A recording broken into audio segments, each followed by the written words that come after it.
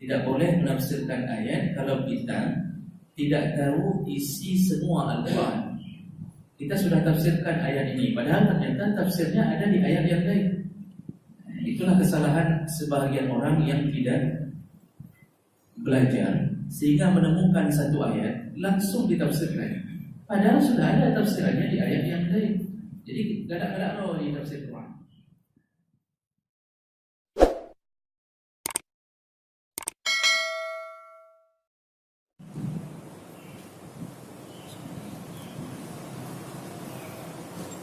Assalamualaikum warahmatullahi wabarakatuh. Innal hamdalillah nasta'inuhu wa nastaghfiruh wa na'udzu bihi min shururi anfusina wa min sayyi'ati a'malina. Man yahdihillahu fala mudilla lahu wa man yudlil fala hadiya lahu.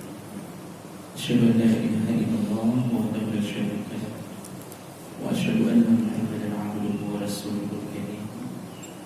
Allahumma shalli wa sallim ala nabiyyina wa sayyidina al-Mustafa Muhammadin wa ala alihi wa ashabihi ajma'in. Amma Rabbi shrah li sadri wa yassir li amri wahlul 'uqdatam min lisani yafqahu qawli. Segala puji bagi Allah, kemudian salawat dan salam kepada Rasulullah, pada keluarga dan seluruh sahabat-sahabatnya yang Allah muliakan insyaAllah. Bapak-bapak, ibu, jemaah salat subuh yang telah berhadir karena Allah, mudah-mudahan kehadiran kita berbuah pahala di sisi Allah Subhanahu wa Ta'ala. Bapak dan ibu yang Allah muliakan, kita akan sambung pelajaran kita. Kita masih membahas tentang berbagai macam ragam tipu daya syaitan. Dan pengetahuan ini kita ambil dari Al-Quran dan hadis Nabi SAW, serta diiringi dengan penjelasan para ulama insyaAllah. Di pertemuan sebelumnya yang terakhir kita sudah diberitahu oleh Nabi SAW, salah satu tipu daya syaitan adalah syaitan akan membuat kita lalai agar tidak berzikir setelah salat dan tidak berzikir sebelum tidur. Padahal zikirnya begitu ringannya. Kalau setelah salat, zikir yang paling ringan adalah 10 kali subhanallah, 10 kali alhamdulillah, dan 10 kali Allahu Akbar. Kalau yang mengambil bilangan normal dari Nabi, 33 kali, 33 kali, 33 kali. Ini zikir yang paling ringan. Tapi itu pun tidak terucapkan. Jadi banyak amalan-amalan yang dibuat oleh syaitan agar kita tidak melakukannya. Kenapa?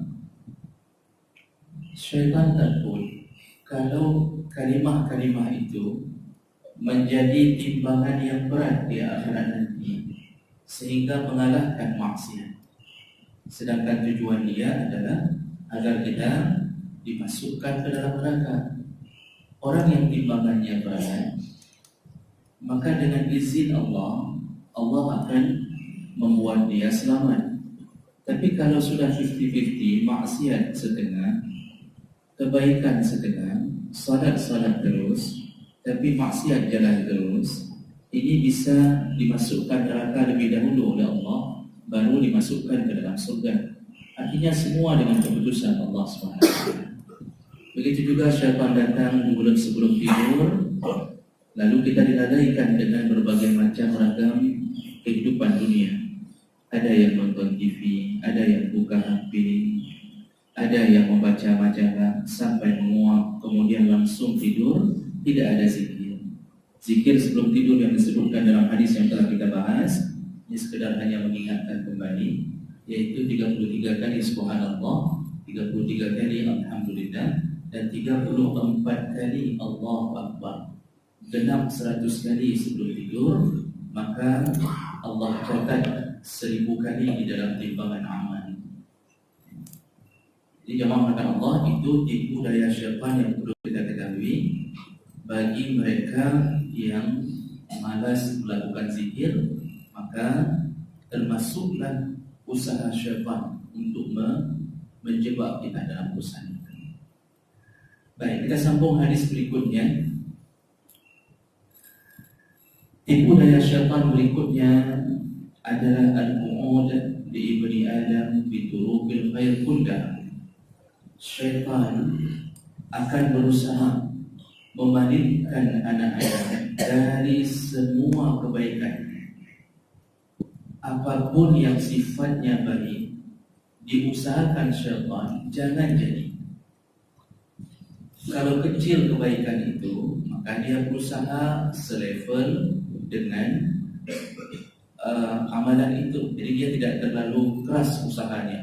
Kalau kecil pahalanya, tapi tetap dia palingkan. Kalau besar pahalanya dan penting ibadah itu di sisi Allah, maka syaitan pun berusaha keras agar ibadah itu tidak dia dapatkan, artinya tidak didapatkan oleh anak Adam. Makanya syaitan pernah berikrar di hadapan Allah Subhanahu wa taala yang Allah sebutkan dalam surat Al-A'raf. Apa kata syaitan? Kata iblis, nenek moyangnya syaitan, ya Allah, falamma aghwaytani, setelah engkau mengeluarkan aku dari surga ya Allah, maka aku berjanji. Apa janji syaitan? La aq'udanna lahum siratal mustaqim. Kupalingkan. Situ Allah pakai dua huruf taukid dalam grammar bahasa Arab.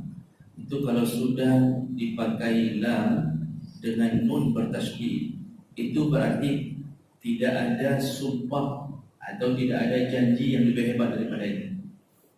Kalau kita orang Aceh akan mengatakannya berdui bukan. Kita tambahin lagi kali pun, menyangka batin kali pun.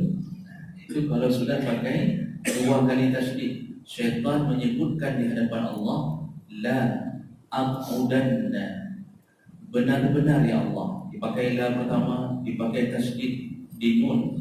Itu nun taukid dan la taukid itu sudah cukup untuk mengetahui bahawa syaitan nekat. Apa kenekatan dia? Aku akan memalingkan, kata iblis. Siapa yang dimalingkan? Semua anak Adam. Dari apa? Siratal mustaqim, dari jalanmu yang lurus. Tentunya kita perlu tahu siapa, mana jalan lurus. Allah jelaskan dalam Al-Fatihah, siratal ladzina an'amta 'alaihim, yaitu jalannya orang-orang yang engkau ridai, yang engkau berikan nikmat. Jadi jalan lurus itu mengikuti orang, dan orang itu adalah orang yang telah dipatenkan oleh Allah kenikmatan kepadanya, keridhaan kepadanya. Siapakah orang-orang itu? Disebutkan lagi dalam ayat yang lain. Ini kalau dalam ilmu tafsir disebut tafsir bil ma'zur, yang menjelaskan satu ayat yang lain, cuma harus melihat keseluruhan isi Al-Quran. Tidak boleh menafsirkan ayat kalau kita tidak tahu isi semua Al-Quran. Kita sudah tafsirkan ayat ini, padahal ternyata tafsirnya ada di ayat yang lain.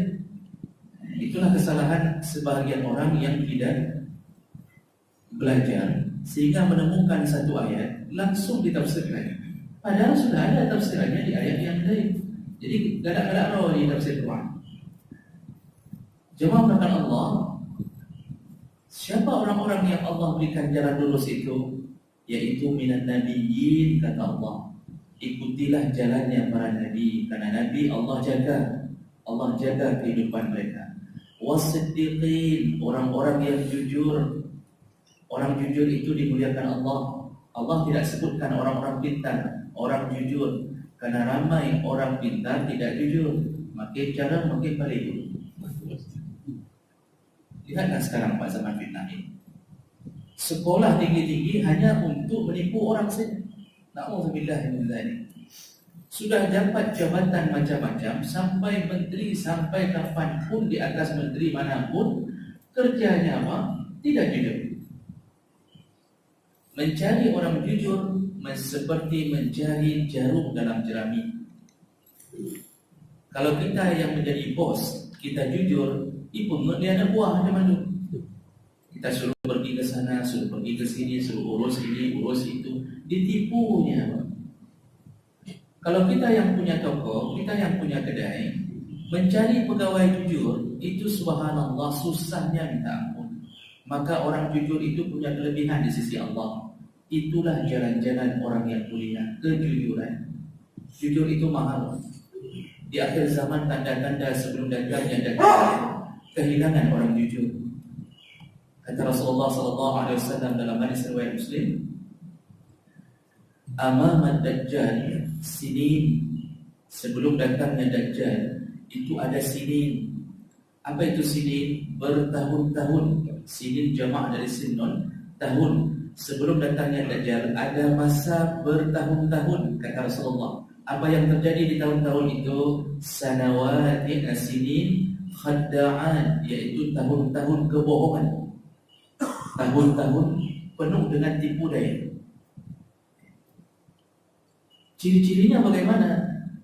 Yukadzibu fiha as-sadiq, orang jujur dianggap pengkhianat. Wa yusaddiqu fiha al-kadhib, pembohong dianggap orang yang jujur. Wa yu'minu fiha al-kha'in, pengkhianat dianggap orang terpercaya. Dan orang yang amanah dianggap pengkhianat. Sampai ujung-ujungnya kata Rasulullah, di zaman sinin ini muncullah golongan Ar-Ruwaibidah. Muncullah golongan Ruwaibidah. Siapa Ruwaibidah?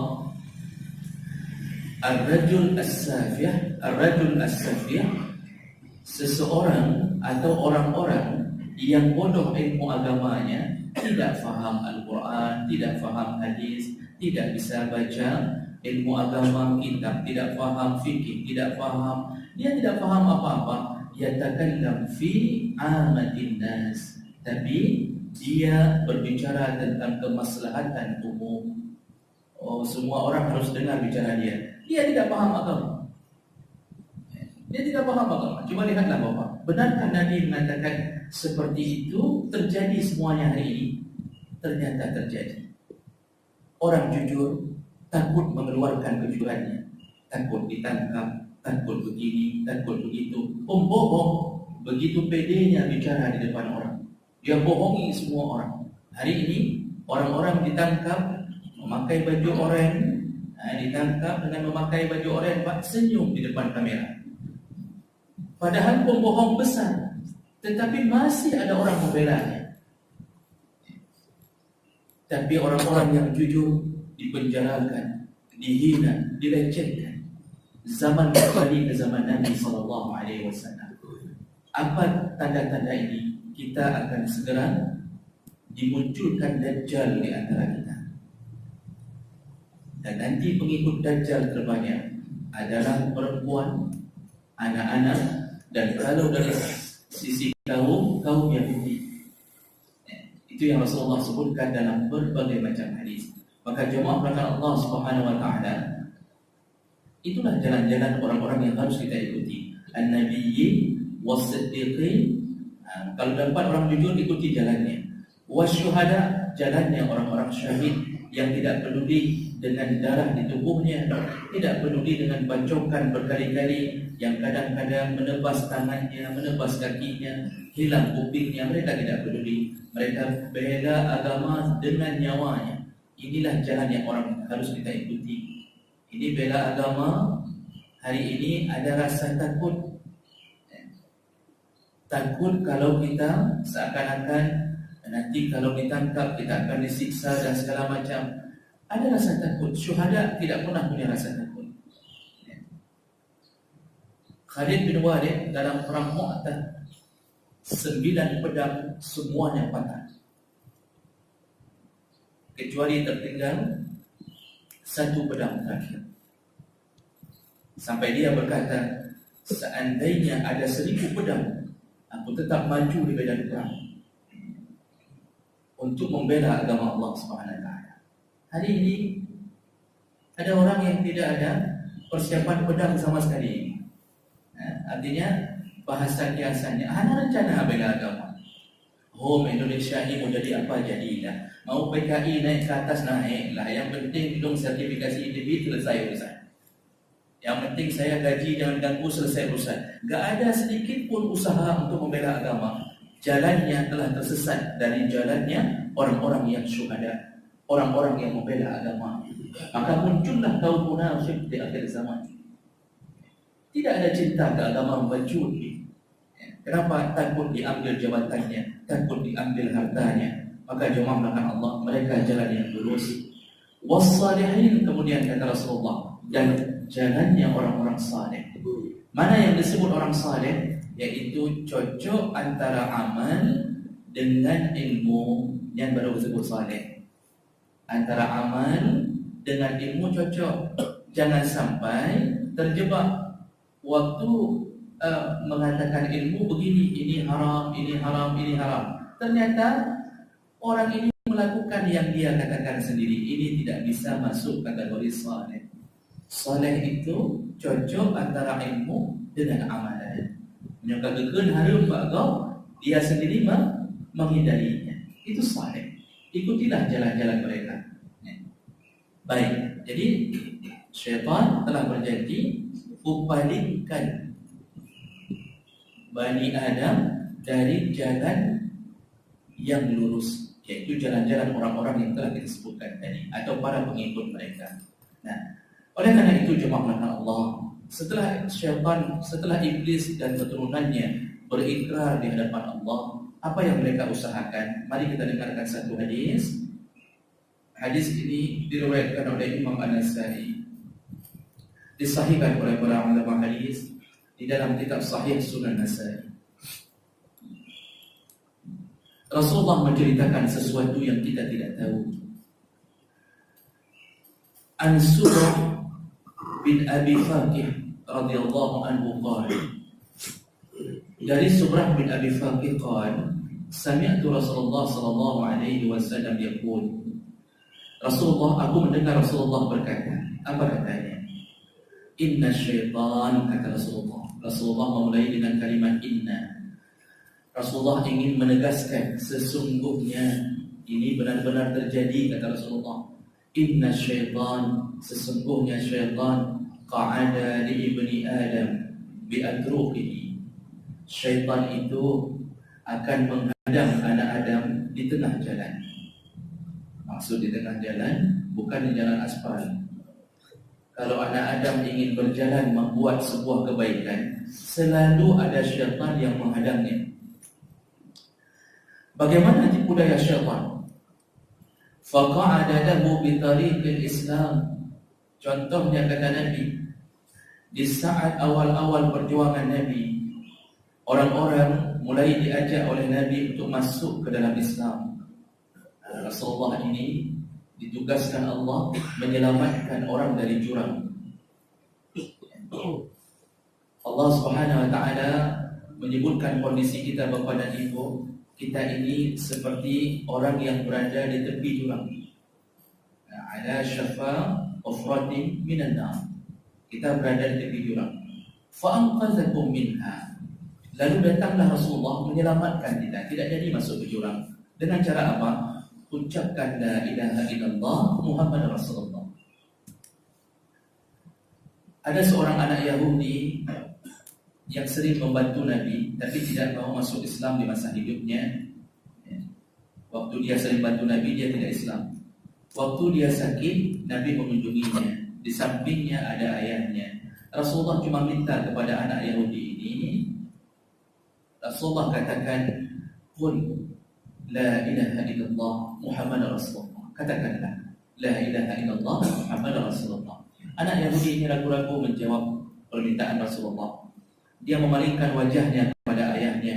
Lalu ayahnya mengatakan, ati' Abul Qasim, taatlah kepada Abul Qasim, taatlah engkau kepada Muhammad. Begitu dikatakan itu, ada sebuah motivasi dari ayahnya. Langsung anak Yahudi ini, remaja dia masih, dia sebutkan kalimah tauhid itu. Begitu disebutkan kalimah tauhid, berselang beberapa menit dia meninggal dunia. Rasulullah keluar dari rumah anak Yahudi ini. Di depan pintu rumah dia menyebutkan alhamdulillahilladzi najja wahidan minan nar atau kama qala. Segala puji bagi Allah yang telah menyelamatkan satu orang lagi dari api neraka. Padahal anak Yahudi ini belum sempat beramal sedikit pun, tidak sempat salat, tidak sempat melakukan kebaikan di dalam Islamnya, tapi tetap dijamin surga oleh Nabi SAW melalui kalimah itu. Karena keinginan dia yang kuat. Artinya dia dapat karena setelah itu meninggal. Kita yang belum meninggal beramal, Pak. Jadi tidak boleh mengambil cerita ini, oh enggak perlu beramal bisa masuk surga saja. Langsung setelah ini tidak ada amalan lagi. Dengan sadaran anak Yahudi aja dengan kalimah ini bisa masuk surga, apalagi kita ini yang lahir dalam Islam. Tidak ada amalnya, bukan begitu, dia meninggal. Kalau tidak meninggal, dia tetap wajib beramal. Itu Rasulullah menyelamatkan kita dari api neraka.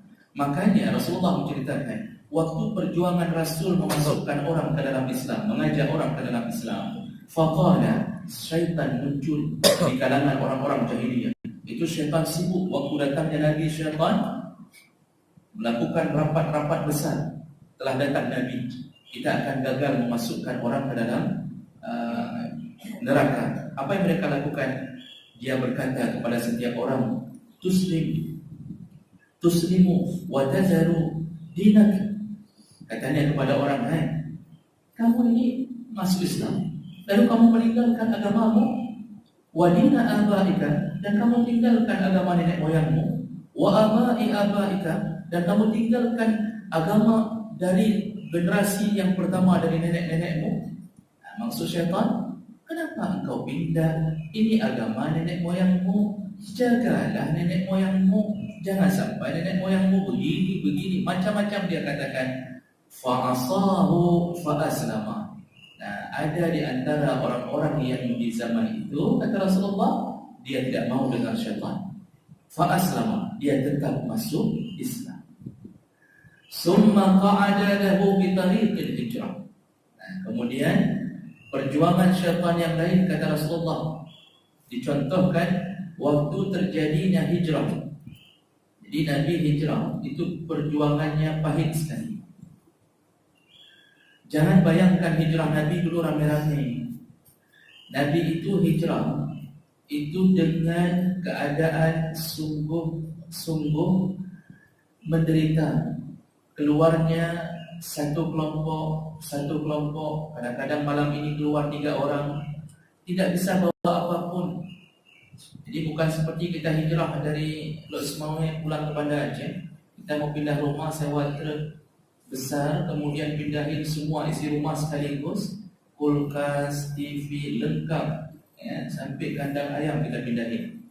Dulu tidak begitu Bapak dan Ibu Allah. Mereka cuma bawa baju beberapa helai, cuma beberapa gandum dengan kurma untuk di dalam perjalanan. Kalau ada emas yang bisa digenggam mereka bawa. Keluarnya kapan? Di tengah-tengah malam, saat orang-orang kafir tertidur, dan mereka banyak yang tidak tahu jalan ke Madinah. Dan itu pun tak boleh lewat jalan biasa karena ketahuan. Jadi harus cari lorong-lorong. Perjuangannya luar biasa. Semuanya sembunyi-sembunyi hijrah. Satu-satunya orang yang berani terang-terangan hijrah ini dalam sirah Nabawiyah adalah Umar bin Khattab. Satu-satunya. Umar bin Khattab disebutkan dalam kitab sirah Nabawiyah. Waktu beliau hijrah, beliau tidak keluar malam. Beliau cuma ngasah pedang. Kemudian beliau di waktu duha, sebelum zuhur, keluar ke depan Ka'bah. Lalu dia salat 2 rakaat, pedang di tangannya, buntalan baju sudah dia pegang, barang-barang yang bisa dia bawa dengan kuda dan untanya. Kemudian setelah salat, dia umumkan semua kepada suku-suku yang ada sekitaran situ. Dia katakan, dengarkan, Umar hari ini akan hijrah ke Madinah, dan aku telah siap untuk hijrah.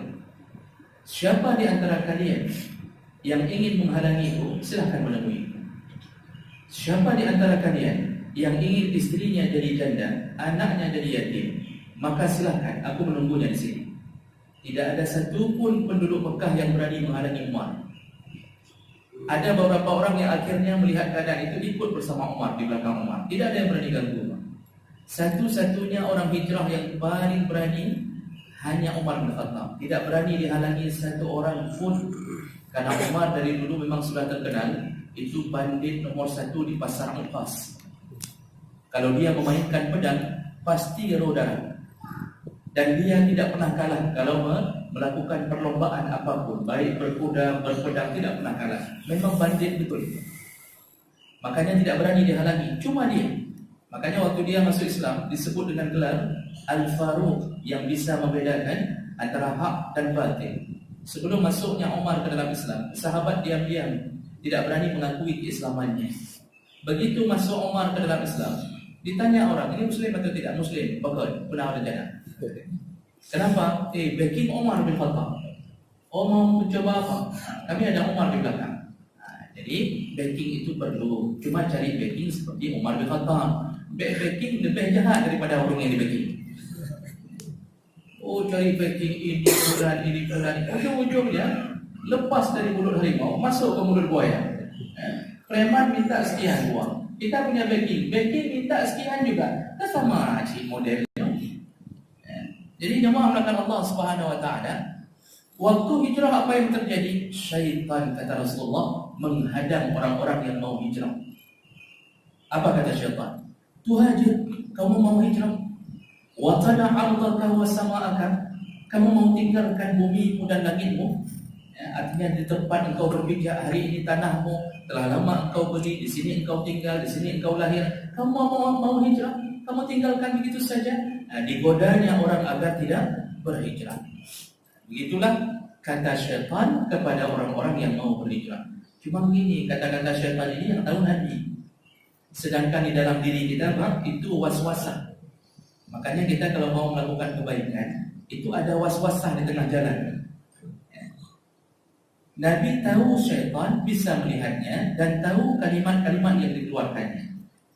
Kita bukan berhadapan langsung dengan syaitan, tapi syaitan membisik-bisikkan dalam hati.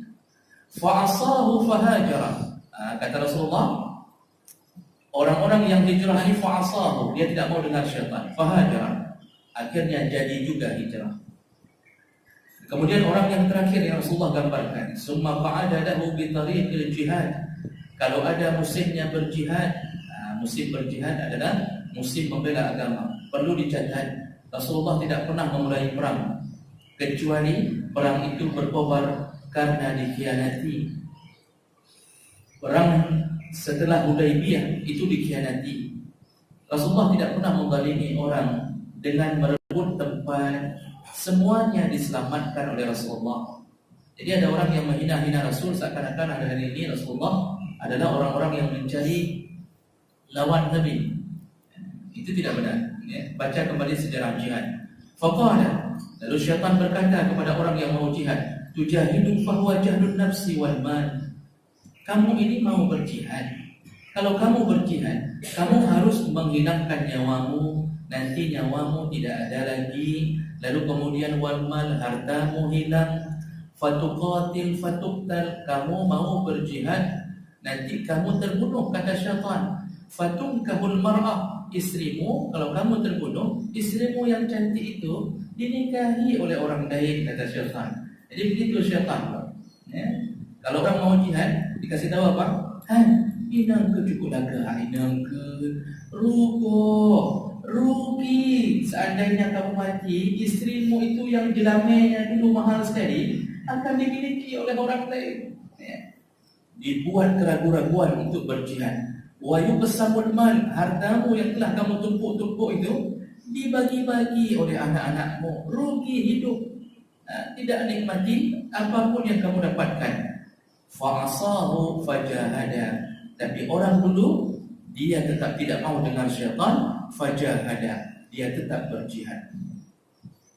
Di ujung hadis Rasulullah mengatakan, orang-orang ini yang selalu menolak keinginan syaitan, Allah berjanji dimasukkan mereka ke dalam surga. Kenapa? Selamat daripada godaan syaitan. Maka Bapak dan Ibu yang berkata Allah, kesimpulannya, Setiap kebaikan yang mau kita lakukan pasti ada gangguan dari syaitan. Kalau kita mau bersedekah, yang diganggu syaitan pertama apa? Jangan sedekah, nanti nggak cukup untuk makan, nanti nggak cukup untuk SPP anak. Jangan sedekah.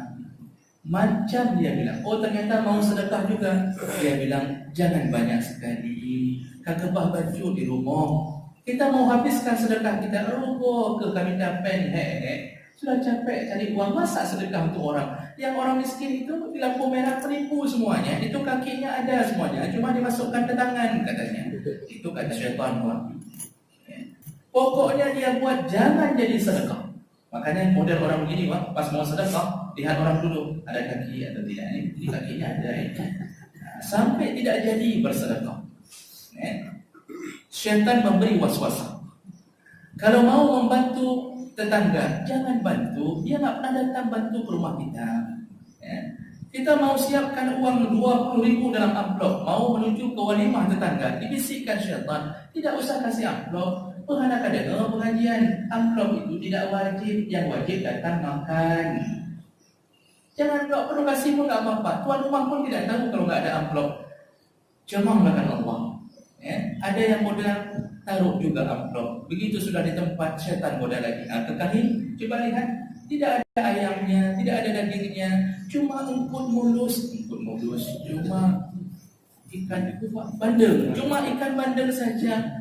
Kamu kurang 20.000 aja, dikurangi, cukup 5.000 saja, diambilnya 15.000. Paknya ada yang luka balik ilmu kedai. Kenapa bijak? Ada uang bijak, ada uang, dimasukkan 5.000, Masya Allah.